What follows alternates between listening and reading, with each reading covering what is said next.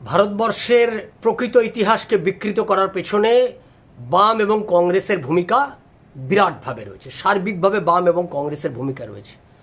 কিন্তু আমরা এই পাঁচজন লোকের নাম আমরা কেউ খুব একটা জানি না। আমরা ভারতবর্ষের মানুষ এই পাঁচজন লোক সম্পর্কে আমরা সেভাবে ওয়াকিবহল নয়।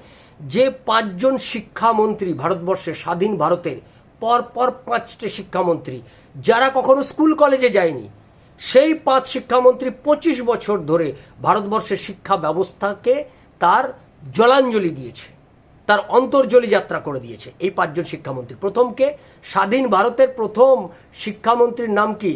আব্দুল কালাম আজাদ, মৌলানা আব্দুল কালাম আজাদ। তিনি হয়েছেন ভারতবর্ষের প্রথম শিক্ষামন্ত্রী। তারপরে কে এসছে? ফখরুদ্দিন আলী আহমেদ, পরে রাষ্ট্রপতিও হয়েছে। তারপরে কে এসছে? মোহাম্মদ করিম ছাগলা। তারপরে এসছে হুমায়ুন কবির। আর তারপরে এসছে নুরুল হাসান। এই যে পাঁচজন 25টা বছর ধরে ভারতবর্ষের তারা শিক্ষামন্ত্রীর দায়িত্ব পালন করেছে, তারা যখন ভারতবর্ষের শিক্ষামন্ত্রী থাকবে, তারা কি এটা বলবে যে মহারানা প্রতাপ মহান? ইতিহাস বইতে এটা লেখা হোক। তারা কি এটা চাইবে? তারা তো লিখবে টিপু সুলতান মহান, বাবর মহান, আকবর মহান, হুমায়ুন মহান। এরা তো এই কথাই শেখাতে চাইবে গোটা ভারতবর্ষের মানুষকে। সেই কাজটাই করেছে। পেছন থেকে কারা ছিল, কাদের মদত ছিল? কংগ্রেস এবং বামেদের।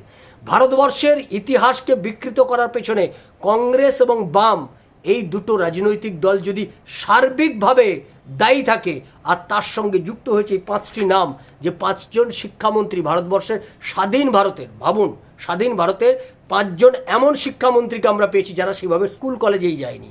মৌলানা আবুল কালাম আজাদ, ফখরুদ্দিন আলী আহমেদ, মোহাম্মদ করিম ছাগলা, হুমায়ুন কবির আর নুরুল হাসান। ভারতবর্ষের শুরুটা, ভারতবর্ষকে ধ্বংসের জন্য আজকে ভারতবর্ষকে যে সমস্যাগুলোকে ফেস করতে হচ্ছে, অতিরিক্ত মুসলমান তোষণ, তার কারণেই ভারতবর্ষের আজকের এই অবস্থা। ভারতবর্ষকে যে সমস্যাগুলোর মধ্যে পড়তে হয়েছে, এই যে এত পরিমাণ ভারতবর্ষে মুসলিম জনসংখ্যা বৃদ্ধি এবং তাদের দাদাগিরি, গোটা দেশ জুড়ে তাদের দাপট, এই সব কিছুর জন্য দায়ী এ দেশের কংগ্রেস এবং বামেরা।